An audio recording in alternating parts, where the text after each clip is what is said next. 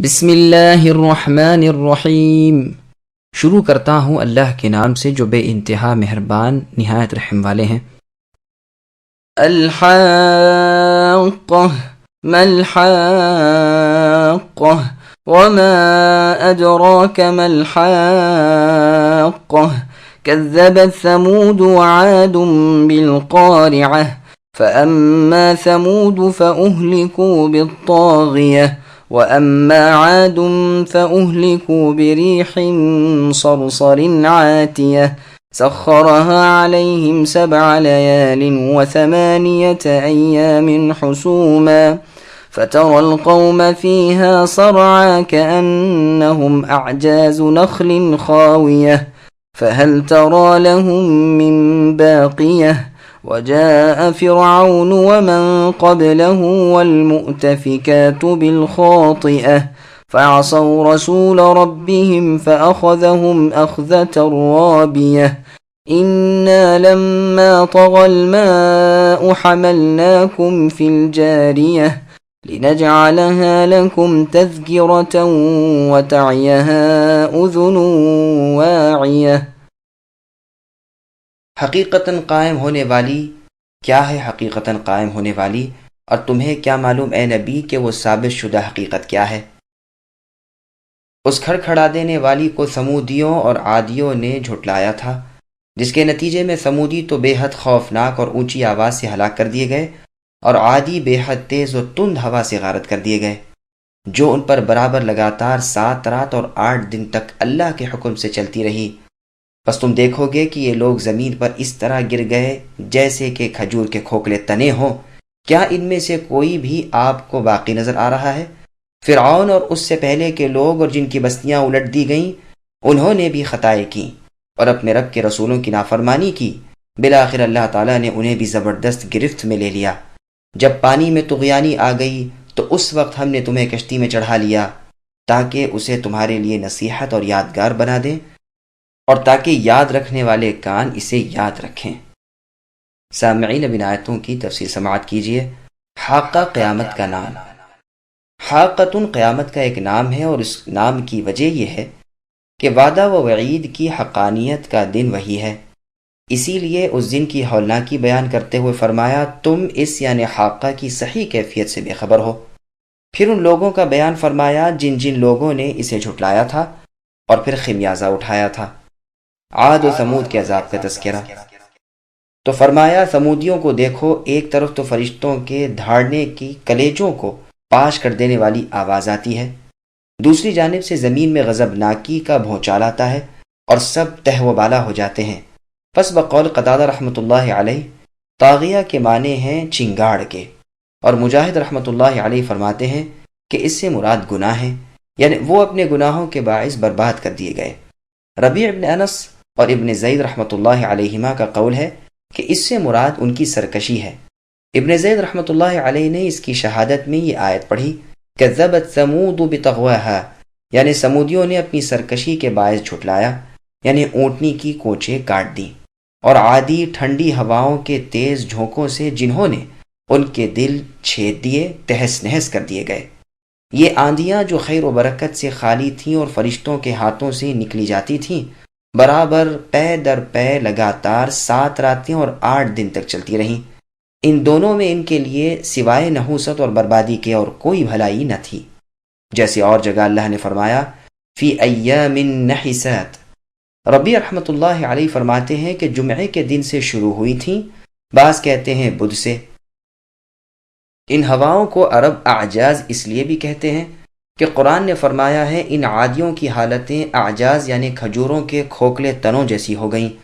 دوسری وجہ یہ بھی ہے کہ عموماً یہ ہوائیں جاڑوں کے آخر میں چلا کرتی ہیں، اور عجز کہتے ہیں آخر کو، اور یہ وجہ بیان کی جاتی ہے کہ عادیوں کی ایک بڑیا ایک غار میں گھس گئی تھی جو ان ہواؤں سے 8ویں روز وہیں تباہ ہو گئیں، اور بڑیا کو عربی میں عجوز کہتے ہیں، واللہ عالم۔ خاویتن کے معنی ہیں خراب، سڑا گلا، کھوکھلا۔ مطلب یہ ہے کہ ہواؤں نے انہیں اٹھا اٹھا کر الٹا دے پٹخا، ان کے سر پھٹ گئے، سروں کا تو چورا چورا ہو گیا اور باقی جسم ایسا رہ گیا جیسے کھجور کے درخت کا سر پتوں والا کاٹ کر ٹھنڈ رہنے دیا ہو۔ بخاری و مسلم کی حدیث میں ہے کہ رسول اللہ صلی اللہ علیہ وسلم فرماتے ہیں، میری مدد کی گئی صبا کے ساتھ یعنی پروا ہوا کے ساتھ، اور عادی ہلاک کیے گئے دبور سے یعنی پچھوا ہوا سے۔ مجاہد رحمۃ اللہ علیہ فرماتے ہیں کہ اس ہوا کے پر اور دم تھی۔ پھر آگے اللہ فرماتے ہیں، بتلاؤ تو ان میں سے یا ان کی نسل میں سے ایک کو بھی تم اے نبی دیکھ رہے ہو؟ یعنی سب کے سب تباہ و برباد کر دیے گئے، کوئی نام لیوا باقی نہ رہا۔ فرعونیوں اور گزشتہ اقوام کی بربادی۔ پھر آگے اللہ نے فرمایا، فرعون اور اس سے اگلے خطا کار نافرمان رسول کا بھی یہی انجام ہوا۔ قبلہ کی دوسری قرات قبلہ بھی ہے، تو معنی یہ ہوں گے کہ فرعون اور اس کے پاس اور ساتھ کے لوگ یعنی فرعون قبطی کفار۔ مؤتفقات سے مراد بھی پیغمبروں کی جھٹلانے والی اگلی امتیں ہیں۔ خاطئۃ سے مطلب معصیت اور خطائیں ہیں۔ پس فرمایا، ان میں سے ہر ایک نے اپنے اپنے زمانے کے رسول کی تکذیب کی، جیسے اور جگہ اللہ نے فرمایا، کل کذب الرسل فحق وعید، یعنی ان سب نے رسولوں کی تکذیب کی اور ان پر عذاب آ پہنچے۔ اور یہ بھی یاد رہے کہ ایک پیغمبر کا انکار گویا تمام انبیاء علیہم السلام کا انکار ہے، جیسے قرآن میں اللہ نے فرمایا، کذبت قوم نوح المرسلین، اور فرمایا کذبت عاد المرسلین، یعنی قوم نوح نے، عادیوں نے، ثمودیوں نے رسولوں کو جھٹلایا، حالانکہ سب کے پاس یعنی ہر ایک امت کے پاس ایک ہی رسول آیا تھا۔ یہی مطلب یہاں بھی ہے کہ انہوں نے اپنے رب کے پیغمبر علیہم السلام کی نافرمانی کی، پس اللہ تعالیٰ نے انہیں سخت تر مہلک، بڑی دردناک المناک پکڑ میں پکڑ لیا۔ اس کے بعد اپنا احسان جتاتے ہوئے اللہ نے فرمایا کہ دیکھو،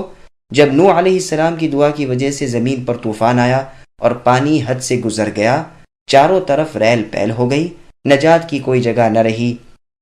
اس وقت ہم نے تمہیں کشتی میں چڑھا لیا۔ ابن عباس رضی اللہ عنہما فرماتے ہیں کہ جب قوم نوح علیہ السلام نے اپنے نبی کو جھٹلایا اور ان کی مخالفت اور ایذا رسانی شروع کی، اللہ تعالیٰ کے سوا دوسروں کی عبادت کرنے لگے، اس وقت نوح علیہ السلام نے تنگ آ کر ان کی ہلاکی کی دعا کی، جسے اللہ تعالیٰ نے قبول فرما لیا،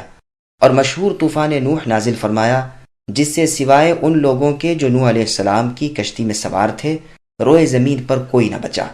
بس سب لوگ نوح علیہ السلام کی نسل اور آپ کی اولاد میں سے ہیں۔ علی رضی اللہ عنہ فرماتے ہیں کہ پانی کا ایک ایک قطرہ باجازت اللہ تعالیٰ پانی کے داروغہ فرشتے کے ناپ تول سے برستا ہے،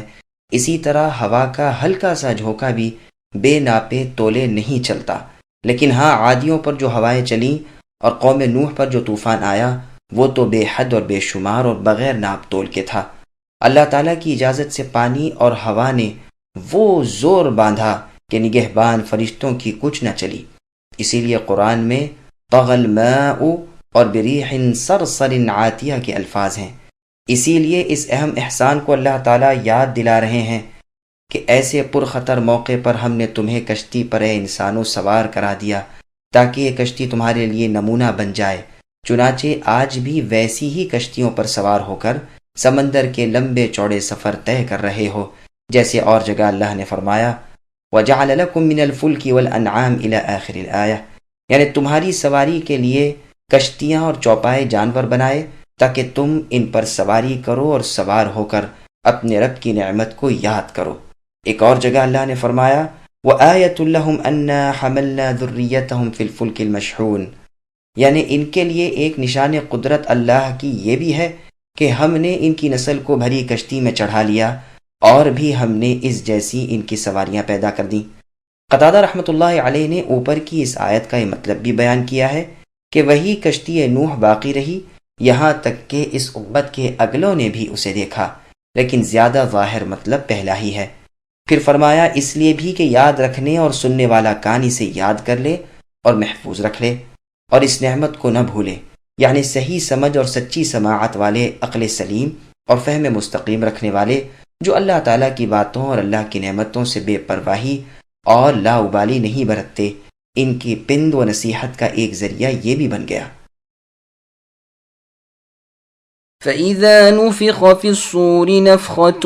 وَاحِدَةٌ وَحُمِلَتِ الْأَرْضُ وَالْجِبَالُ فَدُكَّتَا دَكَّةً وَاحِدَةً فَيَوْمَئِذٍ وَقَعَتِ الْوَاقِعَةُ وانشقت السماء فهي يومئذ واهية والملك على أرجائها ويحمل عرش ربك فوقهم يومئذ ثمانية يومئذ تعرضون لا تخفى منكم خافية. بس جب کہ سور میں ایک پھونک پھونکی جائے گی اور زمین اور پہاڑ اٹھا لیے جائیں گے اور ایک ہی چوٹ میں ریزہ ریزہ کر دیے جائیں گے، اس دن ہو پڑنے والی قیامت ہو پڑے گی اور آسمان پھٹ جائے گا اور اس دن بالکل بودا ہو جائے گا، اس کے کناروں پر فرشتے ہوں گے اور آپ کے پروردگار کا عرش اس دن 8 فرشتے اپنے اوپر اٹھائے ہوئے ہوں گے۔ اس دن تم سب سامنے پیش کیے جاؤ گے، تمہارا کوئی بھید پوشیدہ نہ رہے گا۔ سامعین، اب ان آیتوں کی تفسیر سماعت کیجیے۔ سور پھونکے جانے کا وقت، قیامت کی ہولناکیوں کا بیان یہاں ہو رہا ہے۔ سب سے پہلی گھبراہٹ پیدا کرنے والی چیز سور کا پھونکا جانا ہوگا، جس سے سب کے دل ہل جائیں گے۔ پھر نفخہ پھونکا جائے گا، جس سے تمام زمین و آسمان کی مخلوق بے ہوش ہو جائے گی مگر جسے اللہ تعالیٰ چاہے۔ پھر سور پھونکا جائے گا، جس کی آواز سے تمام مخلوق اپنے رب کے سامنے کھڑی ہو جائے گی۔ یہاں اسی پہلے نفخے کا بیان ہے۔ یہاں بطور تاکید کے یہ بھی فرما دیا کہ یہ اٹھ کھڑے ہونے کا نفخہ ایک ہی ہے، اس لیے کہ جب اللہ تعالیٰ کا حکم ہوگا پھر نہ تو اس کا خلاف ہو سکتا ہے، نہ وہ ٹل سکتا ہے، نہ دوبارہ فرمان کی ضرورت ہے اور نہ تاکید کی۔ امام ربیع رحمۃ اللہ علیہ فرماتے ہیں اس سے مراد آخری نفخہ ہے، لیکن ظاہر قول وہی ہے جو ہم نے کہا، اسی لیے یہاں اس کے ساتھ ہی فرمایا کہ زمین و آسمان اٹھا لیے جائیں گے اور کھال کی طرح پھیلا دیے جائیں گے اور زمین بدل دی جائے گی اور قیامت واقع ہو جائے گی۔ علی رضی اللہ عنہ فرماتے ہیں کہ آسمان ہر کھلنے کی جگہ سے پھٹ جائے گا، جیسے سورہ نبا میں ہے وَفُتِحَتِ السَّمَاءُ فَكَانَتْ أَبْوَابًا۔ ابن عباس رضی اللہ عنہما فرماتے ہیں آسمان میں سوراخ اور غار پڑ جائیں گے اور شق ہو جائے گا، عرش اس کے سامنے ہوگا، فرشتے اس کے کناروں پر ہوں گے جو کنارے اب تک ٹوٹے نہ ہوں گے اور دروازوں پر ہوں گے، آسمان کی لمبائی میں پھیلے ہوئے ہوں گے اور زمین والوں کو دیکھ رہے ہوں گے۔ پھر فرمایا قیامت والے دن 8 فرشتے اللہ تعالیٰ کا عرش اپنے اوپر اٹھائے ہوئے ہوں گے، بس یا تو مراد عرش عظیم کا اٹھانا ہے یا اس عرش کا اٹھانا مراد ہے جس پر قیامت کے دن اللہ تعالیٰ لوگوں کے فیصلوں کے لیے ہوں گے۔ واللہ اعلم۔ عرش اٹھانے والے فرشتوں کا ذکر۔ عبداللہ ابن عمر رضی اللہ عنہما فرماتے ہیں کہ ان کی آنکھ کے ایک سرے سے دوسرے سرے تک 100 سال کا راستہ ہے، مطلب یہ ہے کہ بہت بڑے ہوں گے۔ ابن ابی حاتم کی مرفوع حدیث میں ہے کہ مجھے اجازت دی گئی ہے کہ میں تمہیں عرش کے اٹھانے والے فرشتوں میں سے ایک فرشتے کی نسبت خبر دوں کہ اس کی گردن اور کان کے نیچے تک کی لو کے درمیان اتنا فاصلہ ہے کہ اڑنے والا پرندہ 700 سال تک اڑتا چلا جائے۔ اس کی اسناد بہت عمدہ ہیں اور اس کے سب راوی ثقہ ہیں۔ اسے امام ابو داؤد رحمۃ اللہ علیہ نے بھی اپنی سنن میں روایت کیا ہے کہ رسول اللہ صلی اللہ علیہ وسلم نے اسی طرح فرمایا ہے۔ سعید ابن جبیر رحمۃ اللہ علیہ فرماتے ہیں کہ اس سے مراد فرشتوں کی 8 صفیں ہیں، اور بھی بہت سے بزرگوں سے یہ مروی ہے۔ ابن عباس رضی اللہ عنہما فرماتے ہیں کہ اعلیٰ فرشتوں کے 8 حصے ہیں، جن میں سے ہر ایک حصے کی گنتی تمام انسانوں، جنوں اور سب فرشتوں کے برابر ہے۔ پھر فرمایا قیامت کے روز تم اس اللہ تعالیٰ کے سامنے پیش کیے جاؤ گے جو پوشیدہ کو اور ظاہر کو بخوبی جانتے ہیں۔ جس طرح کھلی سے کھلی چیز کے اللہ عالم ہیں، اسی طرح چھپی سے چھپی چیز کو بھی وہ جانتے ہیں، اسی لیے فرمایا کہ تمہارا کوئی بھید اللہ سے اس روز چھپ نہ سکے گا۔ عمر بن الخطاب رضی اللہ عنہ کا قول ہے کہ لوگوں، اپنی جانوں کا حساب کر لو اس سے پہلے کہ تم سے حساب لیا جائے، اور اپنے اعمال کا آپ اندازہ کر لو اس سے پہلے کہ ان اعمال کا وزن کیا جائے، تاکہ کل قیامت والے دن تم پر آسانی ہو، جس دن کہ تمہارا پورا پورا حساب لیا جائے گا اور بڑی پیشی میں خود اللہ جل شأنہ کے سامنے تم پیش کر دیے جاؤ گے۔ فَأَمَّا مَنْ أُوتِيَ كِتَابَهُ بِيَمِينِهِ فَيَقُولُ هَاؤُمُ اقْرَءُوا كِتَابِيَهْ إِنِّي ظَنَنْتُ أَنِّي مُلَاقٍ حِسَابِيَهْ فَهُوَ فِي عِيشَةٍ رَاضِيَةٍ فِي جَنَّةٍ عَالِيَةٍ قُطُوفُهَا دَانِيَةٌ كلوا واشربوا هنيئا بما أسلفتم في الأيام الخالية.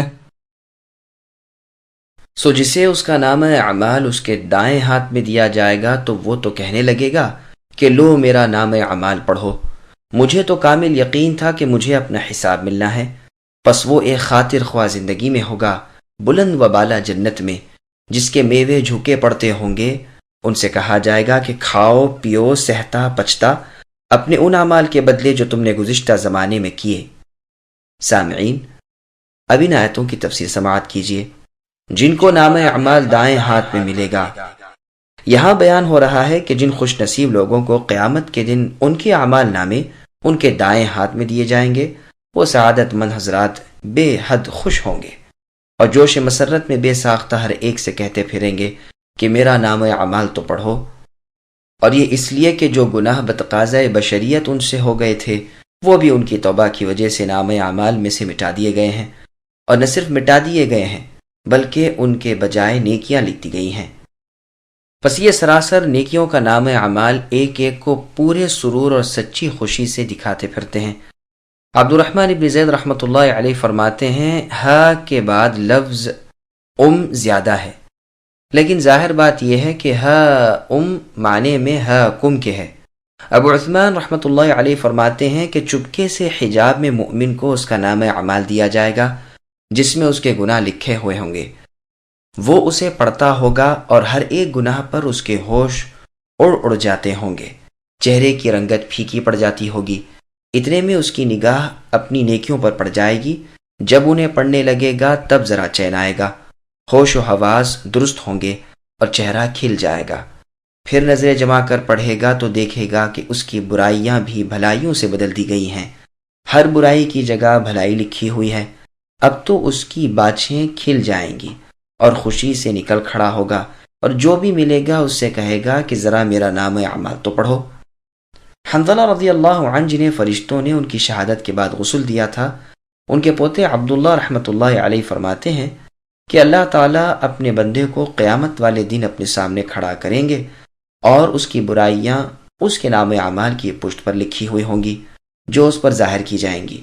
اور اللہ تعالیٰ اس سے فرمائیں گے کہ بتا کیا تو نے یہ اعمال کیے ہیں؟ وہ اقرار کرے گا کہ ہاں بے شک پروردگار یہ برائیاں مجھ سے ہوئی ہیں۔ اللہ تعالیٰ فرمائیں گے دیکھ میں نے دنیا میں تجھے رسوا نہیں کیا نہ فضیحت کی، اب یہاں بھی میں تجھ سے درگزر کرتا ہوں اور تیرے تمام گناہوں کو معاف کرتا ہوں۔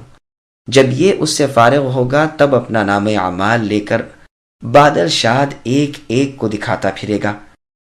عبداللہ بن عمر رضی اللہ عنہما والی حدیث جو پہلے بیان ہو چکی ہے، جس میں ہے رسول اللہ صلی اللہ علیہ وسلم نے فرمایا اللہ تعالیٰ قیامت کے دن اپنے بندے کو اپنے پاس بلائیں گے اور اس سے اس کے گناہوں کی بابت پوچھیں گے کہ فلاں گناہ کیا، فلاں گناہ کیا، وہ اقرار کرے گا یہاں تک کہ سمجھ لے گا کہ اب میں ہلاک ہوا۔ اس وقت اللہ تعالیٰ عز اسمہ فرمائیں گے کہ اے میرے بندے دنیا میں نے تیری ان برائیوں پر پردہ ڈال رکھا تھا، اب آج تجھے کیا رسوا کروں، جا میں نے تجھے بخش دیا۔ پھر اس کا نام اعمال اس کے دائیں ہاتھ میں دیا جاتا ہے جس میں صرف نیکیاں ہی نیکیاں ہوتی ہیں، لیکن کافروں اور منافقوں کے بارے میں تو گواہ پکار اٹھتے ہیں کہ یہ لوگ وہ ہیں جنہوں نے اللہ تعالیٰ پر جھوٹ کہا، لوگوں سنو ان ظالموں پر اللہ تعالیٰ کی پھٹکار ہے۔ یہ روایت بخاری کی ہے اور مسلم میں بھی ہے۔ پھر آگے اللہ فرماتے ہیں کہ یہ داہنے ہاتھ کے نام اعمال والا کہتا ہے کہ مجھے تو دنیا میں ہی یقین کامل تھا کہ یہ حساب کا دن قطعاً آنے والا ہے، جیسے اور جگہ اللہ نے فرمایا الذین یظنون انہم ملاقو ربہم، یعنی انہیں یقین تھا کہ یہ اپنے رب سے ملنے والے ہیں۔ فرمایا ان کی جزا یہ ہے کہ یہ پسندیدہ اور دل خوش کن زندگی پائیں گے اور بلند و بالا بہشت میں رہیں گے جس کے محلات اونچے اونچے ہوں گے، جس کی حوریں قبول صورت اور نیک سیرت ہوں گی، وہ گھر نعمتوں کے بھرپور خزانے ہوں گے، اور یہ تمام نعمتیں نہ ٹلنے والی نہ ختم ہونے والی بلکہ کمی سے بھی محفوظ ہوں گی۔ ایک شخص نے رسول اللہ صلی اللہ علیہ وسلم سے سوال کیا کہ یا رسول اللہ کیا اونچے نیچے مرتبے والے جنتی آپس میں ایک دوسرے سے ملاقاتیں بھی کریں گے؟ نبی نے فرمایا ہاں، بلند مرتبے کے لوگ کم مرتبے کے لوگوں کے پاس ملاقات کے لیے اتر آئیں گے اور خوب محبت و اخلاص کے ساتھ سلام مصافحے اور آؤ بھگت ہوگی۔ ہاں البتہ نیچے والے بسبب اپنے اعمال کی کمی کے اوپر نہ چڑھیں گے۔ ایک اور صحیح حدیث میں بخاری کی ہے کہ جنت میں 100 درجے ہیں، ہر 2 درجوں کے درمیان اتنا فاصلہ ہے جتنا زمین و آسمان میں، یعنی 500 برس کا۔ پھر آگے اللہ فرماتے ہیں کہ اس کے پھل نیچے نیچے ہوں گے۔ برا بن عازب رضی اللہ عنہ وغیرہ فرماتے ہیں کہ اس قدر جھکے ہوئے ہوں گے کہ جنتی اپنے چھپر کھٹ پر لیٹے ہی لیٹے ان میووں کو توڑ لیا کریں گے۔ پھر آگے اللہ نے فرمایا انہیں بطور احسان اور مزید لطف و کرم کے زبانی بھی کھانے پینے کی رخصت مرحمت ہوگی، اور کہا جائے گا کہ یہ تمہاری نیک اعمالیوں کا بدلہ ہے۔ اعمال کا بدلہ کہنا صرف بطور لطف و کرم کے ہے، ورنہ صحیح حدیث میں ہے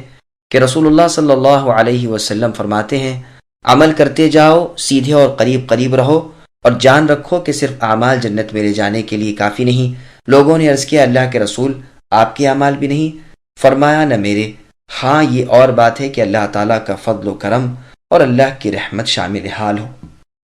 یہ روایت بخاری میں ہے۔ وَأَمَّا مَنْ أُوتِيَ كِتَابَهُ بِشِمَالِهِ فَيَقُولُ يَا لَيْتَنِي لَمْ أُوتَ كِتَابِيَهْ وَلَمْ أَدْرِ مَا حِسَابِيَهْ يَا لَيْتَهَا كَانَتِ الْقَاضِيَةَ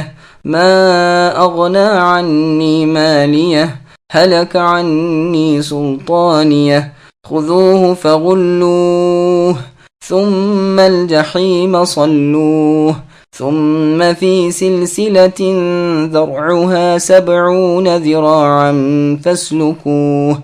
إنه كان لا يؤمن بالله العظيم ولا يحض على طعام المسكين فليس له اليوم هاهنا حميم ولا طعام إلا من غسلين لا يأكله إلا الخاطئون۔ لیکن جسے اس کے اعمال کی کتاب اس کے بائیں ہاتھ میں دی جائے گی تو وہ کہے گا کہ کاش کہ مجھے میری کتاب دی ہی نہ جاتی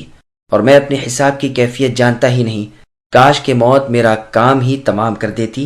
میرے مال نے بھی مجھے کچھ نفع نہ دیا، میرا غلبہ بھی مجھ سے جاتا رہا۔ حکم ہوگا اسے پکڑ لو، پھر اسے طوق پہنا دو، پھر اسے دوزخ میں ڈال دو، پھر اسے ایسی زنجیر میں جس کی پیمائش 70 گز کی ہے جکڑ دو۔ بے شک یہ اللہ تعالیٰ بزرگ و برتر پر ایمان نہ رکھتا تھا اور مسکین کے کھلانے پر رغبت نہ دیتا تھا، پس آج اس کا نہ کوئی دوست ہے اور نہ سوائے پیپ کے اس کی کوئی غذا ہے جسے گنہگاروں کے سوا کوئی نہیں کھاتا۔ سامعین، اب ان آیتوں کی تفسیر سماعت کیجیے۔ وہ جن کو نامہ اعمال بائیں ہاتھ میں دیا جائے گا ان کا انجام۔ یہاں گنہگاروں کا حال بیان ہو رہا ہے کہ جب میدان قیامت میں انہیں ان کے نامہ اعمال ان کے بائیں ہاتھ میں دیا جائے گا، یہ نہایت پریشان اور پشیماں ہوں گے اور حسرت و افسوس سے کہیں گے کاش کہ ہمیں اعمال نامہ ملتا ہی نہیں، اور کاش کہ ہم اپنے حساب کی اس کیفیت سے آگاہ ہی نہ ہوتے، کاش کہ موت نے ہی ہمارا کام ختم کر دیا ہوتا اور یہ دوسری زندگی ہمیں ملتی ہی نہیں۔ جس موت سے دنیا میں بہت ہی گھبراتے تھے آج اس کی آرزویں کریں گے، یہ کہیں گے کہ ہمارے مال و جاہ نے بھی آج ہمارا ساتھ چھوڑ دیا اور ہماری ان چیزوں نے بھی یہ عذاب ہم سے نہ ہٹائے، تنہا ہماری ذات پر یہ وبال آ پڑے، نہ کوئی مددگار ہمیں نظر آتا ہے، نہ بچاؤ کی کوئی صورت دکھائی دیتی ہے۔ اللہ تبارک و تعالی فرشتوں کو حکم دیں گے کہ اسے پکڑ لو اور اس کے گلے میں توق ڈال دو اور اسے جہنم میں لے جاؤ اور اس میں پھینک دو۔ منہال ابن عمرو رحمۃ اللہ علیہ فرماتے ہیں کہ اللہ تعالیٰ کے اس فرمان کو سنتے ہی کہ اسے پکڑو، 70,000 فرشتے اس کی طرف لپکیں گے، جن میں سے اگر ایک فرشتے کو بھی اس طرح اللہ تعالیٰ حکم کرے تو ایک چھوڑ 70,000 لوگوں کو پکڑ کر جہنم میں پھینک دے۔ ابن ابی دنیا میں ہے کہ 4 لاکھ فرشتے اس کی طرف دوڑیں گے اور کوئی چیز باقی نہ رہے گی مگر اسے توڑ پھوڑ دیں گے۔ یہ کہے گا تمہیں مجھ سے کیا تعلق؟ وہ کہیں گے اللہ تبارک و تعالی تجھ پر غضبناک ہے اور اس وجہ سے ہر چیز تجھ پر غصے میں ہے۔ فضیل ابن عیاض رحمۃ اللہ علیہ فرماتے ہیں کہ اللہ تعالیٰ کے اس فرمان کے صادر ہوتے ہی 70,000 فرشتے اس کی طرف غصے سے دوڑیں گے، جن میں کا ہر ایک دوسرے پر سبقت کر کے چاہے گا کہ اسے میں توق پہناؤں۔ پھر اسے جہنم کی آگ میں غوطہ دینے کا حکم ہوگا، پھر ان زنجیروں میں جکڑا جائے گا جن کا ایک حلقہ بقول کعب الاحبار رحمۃ اللہ علیہ کے دنیا بھر کے لوہے کے برابر ہوگا۔ ابن عباس رضی اللہ عنہما اور ابن جریج رحمۃ اللہ علیہ فرماتے ہیں یہ ناپ فرشتوں کے ہاتھ کا ہے۔ عبداللہ بن عباس رضی اللہ عنہما کا فرمان ہے کہ یہ زنجیریں اس کے جسم میں پرو دی جائیں گی، پاخانے کے راستے سے ڈالی جائیں گی اور منہ سے نکالی جائیں گی، اور اس طرح آگ میں بھونا جائے گا جیسے سیخ میں کباب اور تیلی میں ٹڈی۔ یہ بھی مروی ہے کہ پیچھے سے زنجیریں ڈالی جائیں گی اور ناک کے دونوں نتنوں سے نکالی جائیں گی، جس سے کہ وہ پیروں کے بل کھڑا ہی نہ ہو سکے گا۔ مسند احمد کی مرفوع حدیث میں ہے رسول اللہ نے فرمایا کہ اگر کوئی بڑا سا پتھر آسمان سے پھینکا جائے تو زمین پر وہ ایک رات میں آ جائے، لیکن اگر اسی کو جہنم والوں کے باندھنے کی زنجیر کے سرے پر سے چھوڑا جائے تو دوسرے سرے تک پہنچنے میں 40 سال لگ جائیں گے۔ یہ حدیث ترمذی میں بھی ہے اور امام ترمذی اسے حسن بتلاتے ہیں۔ اللہ پر ایمان اور مسکین کو کھانا کھلانے کا ثواب۔ پھر اللہ نے آگے فرمایا کہ یہ اللہ تعالیٰ پر ایمان نہ رکھتا تھا، نہ مسکین کو کھلا دینے کی کسی کو رغبت دیتا تھا، یعنی نہ تو اللہ تعالیٰ کی اطاعت و عبادت کرتا تھا، نہ اللہ کی مخلوق کے حق ادا کر کے اسے نفع پہنچاتا تھا۔ اللہ تعالیٰ کا حق تو مخلوق پر ہے کہ اللہ کی توحید کو مانے، اللہ کے ساتھ کسی کو شریک نہ کریں، اور بندوں کا آپس میں ایک دوسرے پر حق یہ ہے کہ ایک دوسرے سے احسان و سلوک کریں اور بھلے کاموں میں آپس میں ایک دوسرے کو امداد پہنچاتے رہیں۔ اسی لیے اللہ تعالیٰ نے ان دونوں حقوق کو عموماً ایک ساتھ بیان فرمایا ہے، جیسے نماز پڑھو اور زکوٰۃ دو، اور نبی صلی اللہ علیہ وسلم نے انتقال کے وقت میں ان دونوں کو ایک ساتھ بیان فرمایا کہ نماز کی حفاظت اور اپنے ماتحتوں کے ساتھ نیک سلوک کرو۔ پھر آگے اللہ نے فرمایا کہ یہاں پر آج کے دن اس کا کوئی خالص دوست ایسا نہیں، نہ کوئی قریبی رشتہ دار یا سفارشی ایسا ہے کہ اسے اللہ تعالیٰ کے عذابوں سے بچا سکے، اور نہ اس کے لیے کوئی غذا ہے سوائے بدترین سڑی بھوسی بیکار چیز کے جس کا نام غسلین ہے۔ یہ جہنم کا ایک درخت ہے اور ممکن ہے کہ اسی کا دوسرا نام زقوم ہو، اور غسلین کے یہ معنی بھی کیے گئے ہیں کہ جہنم والوں کے بدن سے جو خون اور پانی بہتا ہے وہ ہے، اور یہ بھی کہا گیا ہے کہ ان کی پیپ وغیرہ۔ واللہ اعلم۔ فلا اقسم بما تبصرون وما لا تبصرون انه لقول رسول كريم وما هو بقول شاعر قليلا ما تؤمنون ولا بقول كاهن قليلا ما تذكرون تنزيل من رب العالمين۔ پس مجھے قسم ہے ان چیزوں کی جنہیں تم دیکھتے ہو اور ان چیزوں کی جنہیں تم نہیں دیکھتے، کہ بے شک یہ قرآن بزرگ رسول اللہ صلی اللہ علیہ وسلم کا قول ہے، یہ کسی شاعر کا قول نہیں، افسوس تمہیں بہت کم یقین ہے، اور نہ کسی کاہن کا قول ہے، افسوس بہت کم نصیحت لے رہے ہو، یہ تو رب العالمین کا اتارا ہوا ہے۔ سامعین، اب ان آیتوں کی تفصیل سماعت کیجیے۔ قرآن کلام الہی ہے، یعنی اللہ کی بات ہے۔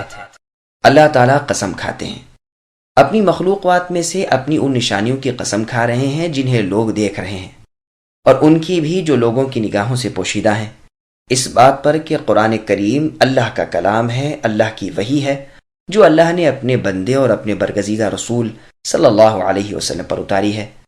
جسے اللہ نے ادائے امانت اور تبلیغ رسالت کے لیے پسند فرمایا ہے۔